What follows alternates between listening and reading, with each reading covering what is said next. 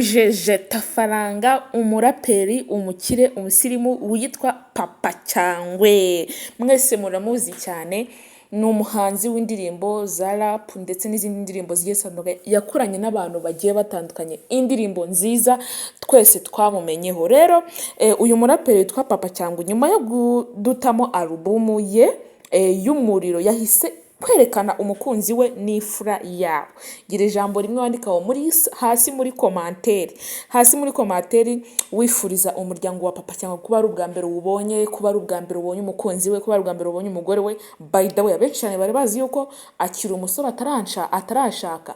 Abantu benshi rero bari bazi yuko nta mwana afite, ariko yabatayemo, yaberekanye byose. Ni ahangaha mu bisanga. Niba ari ubwa mbere nyaboneka ugeza kora aho hasi ukirikeho gusa ukande ahantu handitse subscribe kugira ngo tujye tubana umunsi ku munsi ibiganiro byacu byose bitazajya bigucika. Mbahaye ikaze kuri Doris Hub, channel y'Abanyarwanda, channel yanyu, ahantu abantu mwese channel yanyu ni yanyu, mugombe muyiteze imbere, haba ku mufuka, haba ahantu hose, muyisengere izamuke. Rero mbahaye ikaze kuri iyi channel. Ngiye mba muri kubana nitwa Joy Joyce yose nayange, ndi umukobwa wanyu, ndi w'umunyarwanda ubakunda, ubagezaho amakuru meza kandi yizewe. Tubane rero, mwiriwe neza ahantu hose muri mu mpande zose z'isi. Ndabaramukije, amahoro y'Imana abane namwe.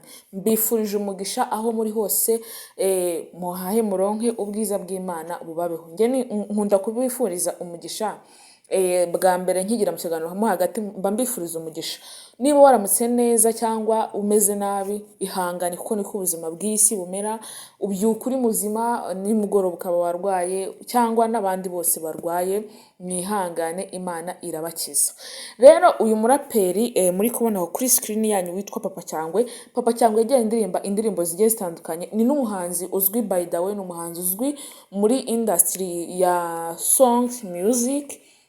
Ni umuhanzi uzwi cyane mu gihugu cyacu ndetse no hanze y'u Rwanda, kuko yagiye akora ibitaramo bigiye bitandukanye n'abandi banyarwanda bose b'indirimbo zabo.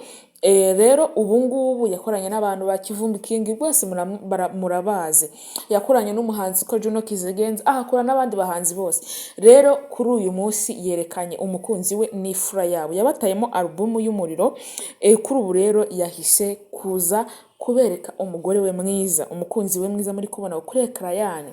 Ubundi aba bahungu b'abasitari ntabwo bapfa kwerekana abagore babo, barabanza bakabareka mu gatuza, ubundi nyuma bakaza babereka abafiance babo n'abana babo. Ariko harimo bamwe yenda baba bashaka kujya hanze, ariko imiryango yabo ntibayerekane. Ibyo biterwa n'imyumvire y'umuntu cyangwa principe y'umuntu. Ntabwo umuntu wamugenderaho ngo ni umusitari ngo nuko yerekanye abana. Urugero, hari umuhanzi kandi uzwi cyane witwa Knowless ntabwo ajya apfa kwerekana abana be, ariko nababwiye nyine ni principe z'umuntu. Ntabwo umuntu wamujudginga cyangwa umubwire ngo kuba uterekanye abana babo. We ashobora kuba ari umuhanzi cyangwa nazwi ari umusitari, ariko ntazi imbere ya kamera ngo yerekane abana be, oya. Rero abo bose mugenda mubabona, ariko cyane cyane rwose Papa Cyangwe yambaye imyenda myiza. Iri bara ni irihe? Muryandike muri komanteri. Iri bara rwose bajyanishije n'umugore we ndetse n'akabebe kabo, akabebe keza muri kukabona pucuri. Ubwo rero yamwerekanye rwose bimeze neza cyane. Rero yabatayemo alubumu ku minsi yashize, n'ubundi alubumu yiwe aracyayibatamo, ntabwo irarangira, iracyahari.